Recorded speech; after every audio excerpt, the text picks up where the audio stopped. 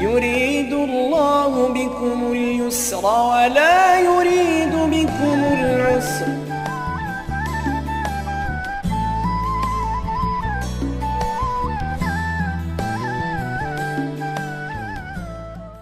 بسم الله الرحمن الرحيم. الحمد لله رب العالمين، والصلاة والسلام على سيدنا وحبيبنا محمد وعلى آله وأصحابه أجمعين. ئیمانداران و خواناسانی بەڕێز، لە دوو دەرسی ڕابردوودا لە زنجیرە باسی ئاسانتردا بابەتێکمان باس کرد بە ناونیشانی قەلەقی و دڵڕاوچێ. وتمان قەلەقی و دڵڕاوکێ و دڵناڕەحەتی ئەتوانم بڵێم یەکێکە لە نەخۆشیە هەرە باوەکانی ئەم سەردەما، زیاتر لە نەخۆشیە جەستەییەکان ئەمڕۆ مرۆڤایەتی جانەکە لە کوردستاندا. سوپاس بۆ خوای گەورە، میلەتی کوردی ئێمە لە چاو گەلانی ئەوروپی، ئەمریکی، جیهانی عەرەبیدا زۆر زۆر باشین. بڕۆ ئامارەکانی نەخۆشی دەرونی و نەفسی و قەلەقی و دڵڕاوچێ لە ئەوروپا بخوێنەوە، لە ئەمریکا، لە ڕووسیا، لە وڵاتانی کەندا و کە بە حیساب ئەوانە زۆر لە ئێمەش خۆش گوزەرانترن، هەر زۆر زۆر زیاترە. ئێمەی کورد لە هەموو ڕێژەکان تەقریبەن کەمترین، بەڵام هێشتاش لە ناو میلەتی ئێمەدا خەڵکانێکی باشمان بەداخەوە تووشی دڵڕاوچێ و قەلەقی ڕۆژانە دەبن. دەگەینە سەرەوەی لە ئەڵقەی سێمی باسی دڵڕاوچێ و قەلەقیدا دەڵێن دڵڕاوچەکان دوو جۆرن. دڵڕاوچێ تەبیعیمان هەیە، وەکو وتومانە پێشتر، ئینسان لە ژیانیدا، لە کۆمەڵە قۆناغی ژیانیدا، لە کۆمەڵێک ئاڕاستەی ژیانیدا تووشی دڵڕاوچەیەکی کاتی دەبێ و تێدەپەڕێ، ئەوە تەبیعیە. ئەگە خوا نەخواسێ ئینسان لە هەرگیز لە ژیانیدا قەلەقی ڕووی تێنەکا و دڵی بە هیچ ساڵە نەبێ، ئەوە دەبێت گومانی لە عەقڵی هەبێ، ئەوە گومانی لە ژیری هەبێ، ئەوە گومانی لە سۆز و بەزەی هەبێ، ئەوە گومانی لە ئیمانی هەبێ. ئەینا تۆ معقول نییە کابرایەک دەبینی ئەوەندە نەخۆشە، ئەوەندە داماوە هەژارە، هەدڵت بە حەیاتی ناڕەحەت نەبێ. ئەگە خوا نەخواستەوە بێ و دڵە بەردە، ئەگە خوا نەخواستە وڵاتەکەت قەیران بێ و شەڕ بێ و ڕۆژانە جەنازەی گەنج و لاو ببینی و دڵ مچۆڵکەیەکی پێدا نەیە و قەلەقی و زەقێتێک ڕوونەکاتە دڵ و سنگت و هەناسەتتون نەبێ، ئەوە دەبێت لە ئیمانی خۆت بترسی، ڕۆڵی خەڵکت بە خۆت نەزانی، وەکەواتە تۆ جەرگن نییە، کەواتە ویژدانن نییە. بۆیە ئینسان بە بینینی هەر دیمەنێک، هەر ئازارێک، هەر منداڵێکی بێناز بە باوەشی دایکیەوە کە باوکێکی میهرەبان نییە دەست بە سەریا بێنێ، هەر بینینی خێزانێکی هەژار کە وەک تۆ پێداویستیەکانی ژیانی پێویستە و بەداخەوە نیەتی سفرەی تۆ ئاوەدان و ئەو خاڵی، ئەگەر لانی ئەسعافی ئیمانت ئەوەیە ئەبێ مچۆڵکەیەکی ناڕەحەتی بەدڵ تابێ. ئەمانە ڕۆژانە ڕوت تێدەکەن. ئەگە کەسێک ئەمە سیحیە، ئەمە باشە، ئەگە ئەمەی نەبێ، ئەوە ئیمان، ویژدان، هەست، سۆز ئەوانەی لەدەست داوە. ئەوە دەبێت نوێژی مردووی لەسەر بکەیت. هەر ئەوەیە زیندووە لە کۆمەڵگادا، بەڵام دەوری میکرۆبێک دەبینێ. بەڵام ئەوەی قەلەقێکی نەخۆشیە و خراپە، ئەوەیە غەیرە تەبیعیە. زانایانی دەروونناس دەڵێن إحساس غامض غير سار يلازم الإنسان وأساس هذا الإحساس هو الخوف من لا شيء، الخوف من شيء مبهم. إحساس هەستکردنی ئینسان بەوەی کەوا دەترسێ، ترسێکی هەیە، ترس لە هەموو شتێک، ترس لە هیچ، ترس لە شتێکی نادیار. ئەوانە قەلەقی و دڵتەنگێکی نەخۆشیدارە، پێی دەوترێت جۆرێک لە نەخۆشیە دەرونیەکان. لە حاڵەتی قەلەقیدا بۆ ئینسان قەلەق دەبێت. ئەوە لە ڕووی عیلمیەوە بزانین بۆچی ئینسان دڵڕاوچەی توش دەبێت، بۆ ئەوەندە نائارامە، بە هیچ شتێک هەست بەخۆشی ناکە. لە حاڵەتێکا کە ئینسان قەلەقی و دڵڕاوکەی توش بوو، مادەیەک لە خوێندا زیاد دەبێت. ئەو مادەیە لە ڕووی زانستی پزیشکیەوە پێی دەڵێن ئەدرینالین کە لە خوێندا زیاد بوو، ئەمە نیشانەکانێتی ئەو مادەیە دەڕژێتە خوێنە و زیاد دەبێت لە خوێندا. حاڵەتی یەکەم فشاری خوێن، زەختی خوێن بەرز دەبێتەوە. ئەو ئینسانە دڵی خێرا زۆر سەریعتر لێدا لە جاران، فشاری خوێن بەرزە، دڵ خێرا لێ دەدا. ئەو مرۆڤە هەست بە توندی ئەمانەی دەکا. جاری والله خەریکە لێوەکانی شین دەبنەوە، دەستەکانی ئەوە ڕق دەبن، لە ماڵەوە بانگ دەکەن کەسێەوە حاڵی بڵێن خێرا ئاوی بێنن، ئاو بکەنە خوڕگەڵە خنکام. ئەو مادەیە ئەدریانی لە زوو لە خوێندا زیاد بووە، دەیداتە سیەکان و سیەکان ئەوانە پڕ دەبن لە خوێنی زیادیان بۆ دەچێ، هەست بە دڵڕاوکێ دەکات، کەسەکە دەم دەکاتەوە، لێوی شین دەبێتەوە، چاوی زەق دەبێت. ئەوە حاڵەتی قەلەقیە، ئەو ڕژێن ئەو مادەیە لە خوێندا زیاد بووە، ئەوەیەکە لە نیشانەکانیەتی. گومانی خراپ بەدڵیا دێ هەر کەسێک ئەم قەلەقیە نەخۆشی بێ لە جەستەیدا یەکسەر گومانی خراپی بۆ دروست دەبێت جا پەنا بەخوا ئەوە لە ناو ژن و مێردا زۆر خەتەرە پەنا دەگرین بەخوا ئەگەر ژن یان پیا و ئەم جۆرە لە قەلەقی هەبێ خەتەرترین حاڵەتە چونکە دوو کەسن یەکیان زۆر بێتاوانە زۆر بەریئە بەرامبەرەکەی گومانی لێ دەکا بۆ نمونە پیاوەکە تا بازار بچێ ئەم ژنە چونکە تووشی ئەم حاڵەتی قەلەقی دەرونیە بووە 1001 گومان بەدڵیا دێ ئەم پیاوە بۆ شوێ چوە قسەی لەگەڵ چێ کردووە تەلەفۆنی بۆ کوێ کردووە بۆ ماڵی چێ چووە بۆچی بەدەم فڵان کەسەوە پێکەنی بۆ تەوقەی لەگەڵ فڵان کەس کرد بۆ فڵان کەس میوانمان بوو لە هەموو شتەکاندا گومانی دروست دەکات تەنانەت گومان لە منداڵەکانی دەکات تەنانەت گومان لە کچەکەی دەکات ئەها دایکی وایە من خوشکەوە تەلەبەی جامیعە دایکم تەنگی پێ هەڵچنیەوە ئەی هاوار ناوێرم فەیسبوک بکەمەوە ناوێرم موبایلم پێ بناوێرم بچم بۆ جامیعە ناوێرم میکیاجێک بکەم ناوێرم قژم دابێنم دایکم ئیلا شتێک لەژێر سەرایە یعنی سەیرکە دایکەکە گومان لە کچی خۆی دەکات کەوە حاڵەتێکی سروشتیە کچێکی عازە بۆ کچۆتە قۆناغی زانکۆ و ئێتر خۆ فەقیرە مردوو نییە ئەبێ وەکو هاوڕەکانی جلێکی جوانی لەبەرابێ ئەبچێتە سەفرەیەک تۆزێ دەستێک بە خۆی دابێنێ خەڵک گاڵتەی پێ نەکا ئەم دایکە تەنانەت ژیان لە کچەکەی تاڵ دەکا ئەگە باوک بێ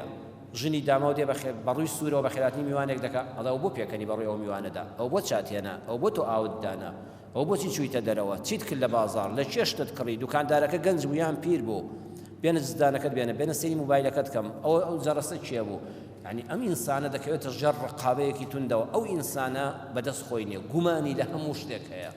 گومانی لە هەموو خەڵکی هەیە ظنی خراپی بە هەموو کەس دادێ یعنی ئێستا بێتە مزگەوتەوە وازانە ئەهلی مزگەوت کەس خوالیان خۆش نابێ وازانە خوا غەزەب لە هەمومان دەگرێت ئەوە پەنا بەخوا یەکێکە لە نیشانەکانی قەلەقی خەتەرناک کە ڕژێنی ئەو مادەی ئەدرینالین لە ناو خوێندا جار بۆ جار زیاد دەبێت ئەوە زۆر حاڵەتێکی خەتەر و مەترسیدارە ئەم جاوای لێدێ لە دەروونەوە دەیداتە جەستەی هاوار دەکاڵێت خوا سرم تەقی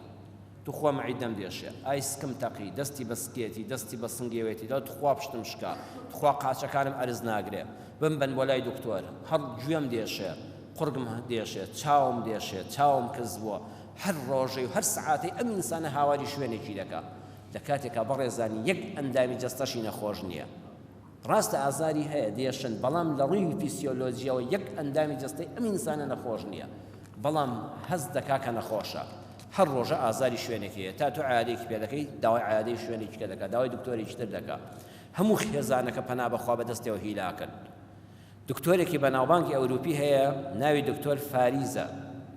فاریز باسی شتێک دەکات دەڵێت لقد اتضح أن 4 من كل 5 مرض ليس لعلتهم أساس عضوي البتة بل مرضهم ناشئ من الخوف القلق البغضاء وعجز الشخص عن ملائمة بين نفسه والحياة ئەو دکتۆرە دەڵێ بۆمان دەرکەوتووە لە توێژینەوەی زانستیدا هەل لە 5 نەخۆش کە ڕوو لە عادە و نۆرینگەکانی پزیشکی دەکەن و فەحس و دەرمان و فەحس دەنووسن و دەرمان وەردەگرن و ئەوانە لە 5 کەسا 4یان جەستەیان نەخۆش نییە نەخۆشیەکە لە ئەنجامی پەککەوتنی جەستەوە نییە ئەم جەستە خوا وای دروست کردووە وەڵی جگەر گورچیلا دڵ ئەمانە شەکری ناو خوێن چەوری خوار وا ئینسانی بەهێز کردووە بەرگەی زۆربەی هەرە زۆری سەختەکانی ژیان دەگرێت دەڵێت 4 لەسەر 5 نەخۆشیەکانی ئینسان لە 5 نەخۆش 4یان ئەندامەکە پەچی نەکەوتووە بەڵام یەکیان ئەندامەکە پەچی کەوتووە وەنە کلیەی نەخۆشە سوکەری بەرزە زەختی خوێنی هەیە دڵی تەواونی ئەندامەکەی جەستە خۆی ناتەواوە بەڵام 4یان سەبەبەکەی چییە؟ سەبەبەکەی ترسە هەر کەسێک دایمە ترسی هەبێ وردە ئەندامەکانی جەستەی کاریگەریان لەسەر دروست دەبێت جا ترس زۆر خراپە بۆیە لە شەریعەتا بەڕێزان حرامە دوو برادەر یەکتر بترسێنن بۆ نمونە کەسێک لە پەنا دەرگایەک خۆی بگرێ کەسێکیکە دێتە ژوورەوە ئاگای لە هیچ نییە لە نەخافڵا پەخەیەکی لێ بکە کەسەکە ئاوا ڕابچەنێ ئەوە زۆر خراپە یان کەسێک چەک بخاتە سەر کەسێک و بێ بتکوژم ئەویش دەنکا ڕابچن وڵەچێ یان لە خەوا بێ ئاوێکی سارد بکاتە ملیەوە ئەو ئینسانە لە خەوا خەریکە گەشکە لێدا نەخۆشیەکان لێرە دەست پێ دەکەن ئەم ترسە زۆر خراپە ئینسان زۆربەی شەکرە سوکەری کە تووشی ئینسان دەبێت لەم ترسەوە تووشی دەبێت بۆ یەکە خوا نەخواسە ئینسانێک بە قەستی سوعبەت و گاڵتە و گەپەوە برادەرەکەی بترسێنێ لەو ترسەدا دڵی بوەستێ و بمرێ دەبێت خوێنی یەک ئینسانی کامل بدە قاتڵە بەس ئەوەیە ناکوژرێتەوە بە فیشەک ئیعدام ناکرێت ئەینا خوێنی ئینسانێکی دەکەوێتە سەر مافی ئەوەد نییە بە سوعبەتەوە تەلەفۆن بۆ یەکێک ئەزانی فڵان کەس باوکت مردووە ئەزانی براکەت مردووە وەڵا دوای سوعبەتم کرد ئەوە سوعبەتی وال لە ئیسلامدا قەدەغەیە هەر شتێک ترس بدا بە ئینسان بە منداڵ بە ژن بە پیا و بە گەورە بە پیرەمێرد ئەو ترسە حرامە ترس یەکەم سەرچاوەیە کە جەستە تووشی نەخۆشی دەکات دوو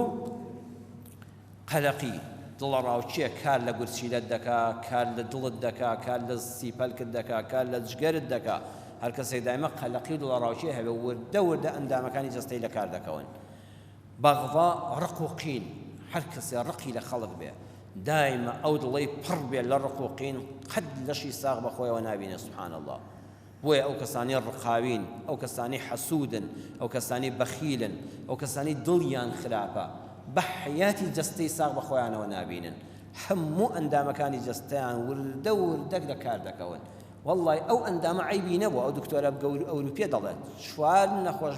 پێنج نەخۆش چواریان ئەندامەکە عیبی نەبووە سەبەبەکەی ئەمەیە کە دای ڕزاندووە کلیەی وەستاندووە جگەری وەستاندووە چەوری زیاد کردووە فشاری خوێنی توش بووە چاوی زەعیف بووە گوێی گران بووە لە ئەنجامی ئەو بغض و ڕق و قینەوە ئینسانەکە توش دەبێت پەنا بەخوای گەورە یان ئەوەی ئینسان خۆی لەگەڵ ژیانە ناتوانێت بگونجێنێ یعنی بڵێ من لەم ژیانەدا جێگام نابێتەوە ناتوانم بژیم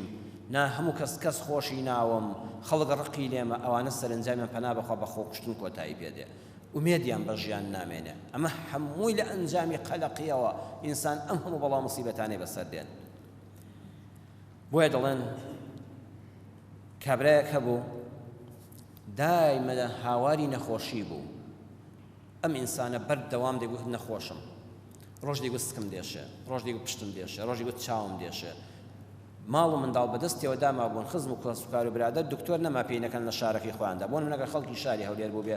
جەنابەت دەگوت فڵان دکتۆر بۆ سکێشە باشە جەنابەت دەگوت فڵان کەس بۆ گوێ باشە دەچوون هەموو فەحسەکانیان بۆ دەکرد لە شەعی ئێمارایەوە و لە شەعی ستان و لە چی و لە سۆنەر و ئەمەندەی فایلە کۆ کردبەوە هەرچی دکتۆر کە بۆلایان دەبەردایان وەڵڵی برام عیبن نییە والله ئەوە من دەبینم ئەشعی سەرمان بۆ گرتووی سکمان بۆ گرتووی سۆنەرمان بۆ گرتووی فەحسی خوێنمان بۆ کردووی والله زۆر باشی دەیگوت کاکە من ئازارم هەیە کاکە من هەموو ناوسکم تەقی من شەو خەوم لێ ناکەوێت دەچوونە لای دکتۆرێککە فایلی عیلاج و فەحس و ئەشیعەکانی ئەوەندەی لێ هاتبوو پیاوێکی عاقڵمەندی وەکو بەڕێستناوەتی کاکە ئێوە لەم شارەدا دکتۆر نەما پێی نەکەن گڵی دوور دەرمانە بۆ نمونە بۆ نایبەن بۆ بەغا جاران لە بەغا دکتۆری باشە بوو بۆ نایبەن بۆ ئێران بۆ نایبەن بۆ تورکیا بردیان لێ بردیانە لای دکتۆرێک دکتۆرەکە زۆر شارەزا بوو جا دکتۆرمان هەیە دوو جۆر شارەزایی هەیە دکتۆر هەیە بەعیلم شارەزایە بۆ نمونە دکتۆرای هەیە بۆردی هەیە لە جۆرێک لە نەخۆشیدا لە کتێبە لە خوێندنی ئەکادیمیدا زۆر شارەزایە بەڵام تەجروبەی کەمە دکتۆرمان هەیە شەهادەکەی لەو کەمترە بەڵام تەجروبەی زۆرە ئەوەندەی نەخۆش بینیوە و حاڵەتی نەخۆشی بینیوە ئاگادارە لەوەی کە چ ڕوو دەدا ئەم پیاوە چوو بۆ لایوتی دکتۆر سکم زۆر دێشێ ئازارم زۆرە دکتۆر نەمانەیەکەم ئەو هەموو حەپەم خوارد هیچ سوودی نەبوو دکتۆر وتی بەفەحس و شتەکانتم نیشاندا نیشانی دان و یەک سەیری کردن دکتۆرە ئەزانێ خۆڵی عیبی نییە ئەم ئەشعی ئەمارایە هەموو لە جەستەی دەرخستووە ئەم سۆنەرا و ناوسکی بە ملەوەنی دەرخستووە هیچی نییە بۆیە پێیوت بەڕێزم هەموو ئەو دکتۆرانی کە بە تۆیان وتووە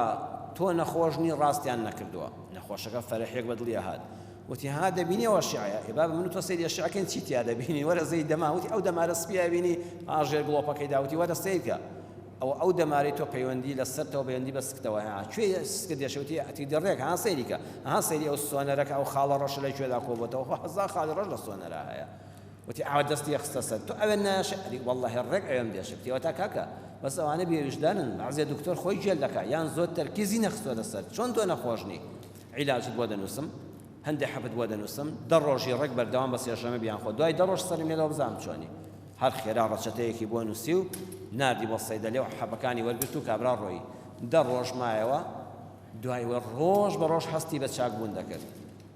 چۆوانێ و وتی ئێستا وەزعت چۆنە وتی قوربان حەجار جار ئازارەکەم بۆ دێ زۆر باشم وتی ئەم جارەش بۆ دەنووسمەوە دوو سێ ڕۆژی تر کۆتایی پێدێ دوو سێ ڕۆژی کە چۆکتی چۆنی وتی بڕۆکە ئازار لە جەستەمان نەماوە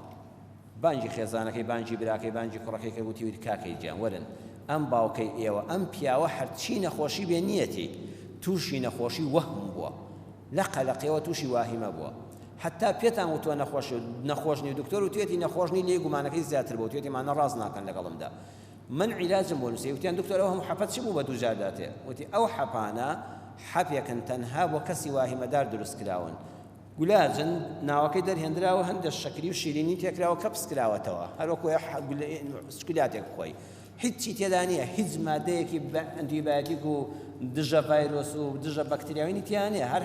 گولاجێکی ئاساییە ناوەکەیمان بەتاڵ کردەوە لە سەیدەلی ئاگادارم کردەوە بدەنێ کە خواردوویەتی دەروونەن هەست بە مرتاحی دەکا و منیش شوێنەکەیم نیشاندا و عیلاجەکەت ئەوە تا گرەیەکە لەوێدایە چوزانێ ئەشیعەت چییە چوزانە سۆنەر چییە خۆ نازانێ ئەوانە ڕاستن یان نە بەڵام من قەناعەتم پێکردکەوایە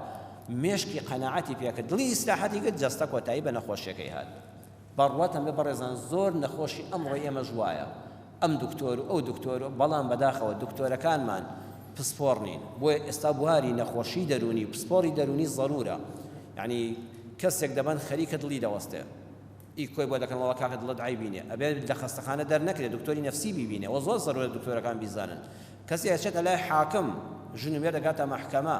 ئەبێ حاکمە بەڕێزەکانی ئێمە وریابن بەشێک لە دکتۆرە نەفسی و دەرونیەکان لەگەڵیان دانیشن ئەم ئینسانە ڕەن بە کێشە خێزانەکانی دەرونی بێ نەک ئەوەی کێشەکان واقعی ژیان بن بۆیە پێویستە پسپۆڕی دەرونی لەگەڵ حاکما دانیشێ پێشەوەی حاکم بڕیار لەسەر کۆتایی قەزیەکان بدە پسپۆڕی دەرونی لەگەڵ حاکما دانیشێ پێشەوەی بڕیار لە قەزیەکی جینایی بدە شێڵە ئەم ئینسانە حاڵەتە دەرونیەکە وای لێ نەکردو تووشی ئەم کارە ساتە بێت ئەو زۆر زەرورە کە ئومێد دەخوازم کاری پێ بکرێ و لە وڵاتی ئێمەدا بێهێزە ئێمە باسی ئاسانتر دەکەین یورید الله بكم اليسر ولا يريد بكم العسر خوا ئاسانکاری بۆ ئێوە دەوێ بەندەکان ئەی بۆ خەڵک دڵڕاوچێ دەبێت دوو ئەڵلقەی کۆمەڵشتمان باس کرد پەنا بۆ خوا ببە پەنا بۆ خوا بە و لە خوا پاڕێەوە بەڕێزان زۆر زیکری ئاسان هەیە ئێمە ئەم هەموو شتە لەبەر دەکەین ئەم هەموو ڕقمی تەلەفۆنە ئەو هەموو ئیمێڵە ئەو هەموو شتەی فەیسبووکە توخوا یەک دوو حەدیسی پیامبەر صلی الله علیه و سلم یەک دیارەکە لەبەرکردنی چەند ئاسانە چەند ژیانت ئاسانتر دەکا و لەو نەخۆشیانە ڕزگارت دەکا یەکێ لەو حەدیسانە ئیمامی طەبەرانی لە کەبیرە و ئیمامی حاکم ئیسنادێکی صحیح ڕیوایەتیان کردووە کە سەروەرمان صلی الله عليه وسلم فەرموویەتی من قال لا حول ولا قوة إلا بالله كان دواء من 99 داء أيسرها الهم هر کەسێ لە ناخی دڵەوە بڵێ لا حول ولا قوة إلا بالله لا حول ولا قوة إلا بالله معناه يعني يا ربي خواي پروردگار هیچ هێزێک نییە ئەم بار و دڵ و دەروونە نەخۆشەی من ئەم دڵە ناڕەحەتەم ئاسوودە بکا جگە لە ذاتی تۆ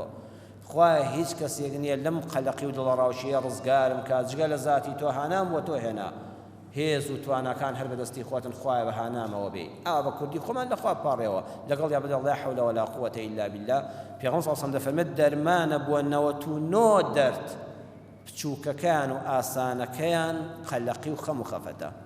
سبحان الله چ ذکرێکی ئاسانە ناتوانێت ڕۆڵی سەد جا بڵێ لا حول ولا قوة إلا بالله کە تووشی قەلەقی و دڵڕاوشیە بووی کەس ئازار مەدە لەبەر خۆتەوە دەست بکە بە زیکرەکە و هاوار بۆ خوا بەرە لمسند لحديث إمام أبو داود النسائي هات وك بيغمبري صلى الله عليه وسلم بأسماء كتي عميسي فرمو ديارة هاناي بو بدوتي بيغمبري خاتوش قلقي دول راوشي أبو فرمي كتن كلمة يكت بيدالهم كتوشي وحالة أبوي أمانة بلا فرمي بلا الله الله ربي لا أشرك به شيئا أمان دبلا كم زبلا الله الله ربي لا أشرك به شيئا يا الله الله پروردگار ما هیچ هاو بەشێکی بۆ بڕیار نادەم جاوە نابێ هەر بە قسە بڵێ بە کرداریش یعنی خوای جا من بۆ ئەم قەلەقی و دڵڕاوچە و دڵتەنگیم هانا بۆ قەبر نابم هانا بۆ جنۆکە نابم هانا بۆ نوشتەنووس و فاڵچی و ساحیر و جنۆکە دەرکەر و لێدەر لە مرۆڤانە نابم خوایە بەس هانا بۆ تۆ دێنم خوایە خۆت بێ بە هانامەوە الله خوایە پەنام هەر تۆی پێغەمبەری خوا فەرمووی هەر کەسێ ئەمە بڵێ خوا ڕزگاری دەکات یەقینت هەبێ ئاسانە ئێمە زنجیرە باسەکەمان ئاسانترە قورئان ئەم شتانە زۆر ئاسانن بەڵام ئێمە ناگەڕێنەوە سەر دەرمانە ئەسڵەکە لەگەڵ پسپۆڕی دەرونی عیلاجەکانیدا ئەم زیکرانەش بەکاربێنە پێغەمبەری خوا صلی الله علیه و سلم ئیذا کەڕەبەه ئەمڕ کاتێک پێغەمبەری خوا دڵتەنگی ڕووی تێدەکرد ئەویش مرۆڤ بوو کاتێک کارێکی لێ بۆ ئاسان نەدەهاتە دەست کاتێک کە تووشی گرفتارێکی دەرونی دەبوو پێغەمبەری خوا صلی الله علیه و سلم دەیفەرموو یا حەی یا قەیوم برەحمەتیکە ئەستەغیث دوو ناوی خوا یا حەی یا قەیوم برەحمەتیکە ئەستەغیث و پەنام بۆ تۆ هێنا داوای یارمەتی لە تۆ دەکەم ئەی خوایەک کە حەی کە هەمیشە زیندووی کە قەت مردنت بەسەرانایە قەیومی هەموو کارەکان بەدەستی تۆن دەسەڵات بەسەر هەموو شتێک ئازاڵە خوایە هەنام بۆ تۆ هێنا پێغەمبەری خوا صلی الله علیه و سلم بەم زیکرە لە خوا دەپاڕایەوە دعای حەزەتی یونس بخوێنە لا إله إلا أنت سبحانك إني كنت من الظالمين یونس کە چووە سکینە هەنگەکەوە لە سێ تاریکایی شەو دەریا و ناوسکی حوتەکەدا ئەم زیکرەی خوێن لا إله إلا أنت هیچ پەروەردگارێک نییە لە ئەرز و ئاسمانە شایانی پەرستن نەبێ إلا أنت يا الله تەنها تۆ شایانی پەرستنی سبحانەکە جاسەی وشەکان کرد سبحانەکە خوایە تۆ پاک و خاوێنی ئەم کاری بەسەرم هاتووە خەلەلی خۆمی تێدایە خوایە تۆ قەت خراپەی منت ناوێ سبحانەکە تۆ بەری لەوەی من عەزیەت دەی هیواهێک نعوذ بالله گلەیی لە خوا دەکات لە کاتی ناڕەحەتیدا خوایە بۆ وام لێ دەکەی خوایە تۆ پاک و بێگردی لەوەی بەندەیەکت عەزیەت دەی خراپەت بۆ بەندەکانت بوێ قەت تۆ خراپەی بەندەی خۆتت ناوێ إني كنت من الظالمين خوایە من خۆم ستەمکار بووم كنت بۆ خۆت بگەڕێەوە مەڵێ خەتای فڵان کەس بوو خەتای فڵان کەس بوو نوشتان لێ کردم سحرم لێ کراوە جادوم لێ کراوە یونس بەخۆی داچەوە إني كنت من الظالمين خوایە خەلەلەکە لە خۆمەوەیە دیارە من کارێک من لە بانگەواز و داعوە بانگەوازی ئیسلامی ڕام کرد سەنگەرم بەجێ هێشت ئەو خەڵکەم بێناس کرد بۆیە زلەی میهرەبانیم لێ دراهێناتمە ئەم شوێنەوە خوایە بە خۆمدا دەچمەوە خوایە ئەم جارە بە هانامەوە لەو ڕزگارم کە شەر بێت جارێشکە بێ فەرمانی نەکەم جارێشکە بەبێ وەحی تۆ مسلمانان بەجێ نەهێڵم ئەم زیکرەی کرد پێغەمبەری خوا صلی الله علیه و سلم فإنه لم يدعو بها رجل مسلم في شيء قط إلا استجاب الله له هەر مسلمانێک لە هەر کارێکە لە هەر تنگانەیەکە ئەم دوعا بخوێنە ئیلا خوا وەڵامی دەداتەوە چۆن یونسی ڕزگار کرد خوا ڕزگاری دەکات ئەزانی یونس لەکوێدا بوو لە ناو دەمی نەهەنگی شیندا بوو قورئان چەند جوان باسی دەکات نەهەنگی شین درێژی کە حەزەتی یونس یەقوتدا درێژیەکەی 35 مەترە یەک نەهەنگە 35 مەتر درێژە دە کەس لە دەمیا جێ دەبێتەوە بەس لە دەمیا دە کەسی وەک من و تۆ جێ بێتەوە یەک جار هەناسە هەڵدەمژات دێنە سەرینەکەن کە لوتی فشەیەک دەکات چەند دەمەتر ئەوا فڕێدا وەسەرەوە یەک جار هەوا هەڵدەمژێ بەشی 24 سعات ئۆکسجین لە دەمیا دەمێنێتەوە بەشی 24 سعات یەک هەناسە لە دەرەوە هەڵدەمژێ دەچێتەوە ناو ئاوەوە لە ناو دەمیا بەشی 24 سعاتی تێدایە یعنی یونس پێغەمبەر خەڵکێک وا نەزانێ مانگێک لە ناو سکەکە ماوەتەوە نەگەیشتۆتە شەو ڕۆژێک چونکە هێشتا کە دەمی کردەوە هەناسەکە هەڵمژێ ئەوانیش فڕیاندا لە کەشتێکە فڕیاندا ڕێک چۆ دەمی حوتەکەەوە واتە سەرەتای هەڵمژین بوو جاری دووەمیان کە ویستی هەناسە بداتەوە فڕیدایەوە دەرەوە ویستی هەناسە هەڵمژێتەوە بەشی 24 سعات یەک جار ئۆکسجین دەچێتە دەمیەوە قورئان دەفەرمێ فالتقمه سەیری وشەکانی قورئان کەن خوا نافەرمێ فەئەکەلەه حوتەکە خواردی خوا نافەرمێ فەبتەلەعه قوتیدا قورئان وشەکانی چەند ورد و پڕمانان نافەرمێ فەئەکەلەه یونسی خوارد خواردای تەواو بوو نافەرمێ فەبتەلەعه قوتیدا دواتە ئەگە بچووە مەعیدەیەوە لە گەروی بڕۆیشتایە خوارد لە دەمی بڕۆیشتایە ناوە یونس جارشکە نەدەهاتە دەرەوە تازە هەرس دەبوو لەگەڵ خواردنا وەکو ژەمە خۆراکی دەدات خوا دەفەرمێ فەلتەقەمەه هەڵی لوشی بەس بۆ ناو دەمی لە ناو دەمیا هێشتەوە ئەو دەمە جێگای دە کەس دەبێتەوە 35 مەتر بۆ خۆی درێژە دواتر کە بردی بە ئەمری ئیلاهی یونس ئەم دوعای خوێن لە ناو سکینە هەنگەکەدا خوایە تۆ پاک و بێگەردی من خۆم تاوانبارم خوایە بەهانامەوە بێ و ڕزگارم کەی جارشکە هەڵەی وا دووبارە ناکەمەوە بە خۆمدا دەچمەوە تۆ پاکی تۆ بێگەردی تۆ لێ خۆش بووی فڕیدا لەکوێدا لە شوێنێکە درەختی کوولەکەی لێبوو خوای گەورە لە سوورەتی سافات ئاەتی 146 باسی یەقتینی کردووە کوولەکە هەم خواردنەکەی هەم گەڵا و گوڵە ئەوەی بە دەوریەوەیەتی دوو سیفەتیان هەیە ئەنتیبایۆتیکی تێدایە دژی بەکتریایە دژ بۆ چارەسەری نەخۆشی باشە مێشولە و مێش و مەگەزیش لێی نزیک نابێتەوە بۆ ئەوەی یونس پارێزراوە بێت تا قەومەکەی دێمە شوێناو دەیدۆزنەوە قورئان هەموو شەیەکی علمە بۆیە لە خزمەت قورئاندا بین خوای پەروەردگار لە قەلەقی و دڵ ڕاوچە دەمان پارێزێ خوای پەروەردگار ڕەحممان پێ بکەی خوایە تووشی نەخۆشی قەلەقین نەبین کە قەلەقی نەخۆشی بێ لە قەلەقیەک کەوا بەسەرماندا دێ و کاتیە خوای ئەجر و پاداشمان بدەیەوە یا ڕەبی خوای هەموو ئەو کەسانش کە تووشی دڵڕاوکێ بوون تووشی قەلەقی بوون تووشی نەخۆشی نەفسی بوون بە حرمەتی ئەم مانگە پیرۆزە بە حرمەتی ئەو دەستە بەدەست نوێژانەی کە تۆ لە تۆ دەپاڕێنەوە دوعا و ئامین دەکەن یا ڕەبی خوای شیفایان بدەیت خوای ڕەحم بە حاڵی هەموو لایەکمان بکەی ئامین ئامین والحەمد لله رب العالمین يريد الله بكم اليسر ولا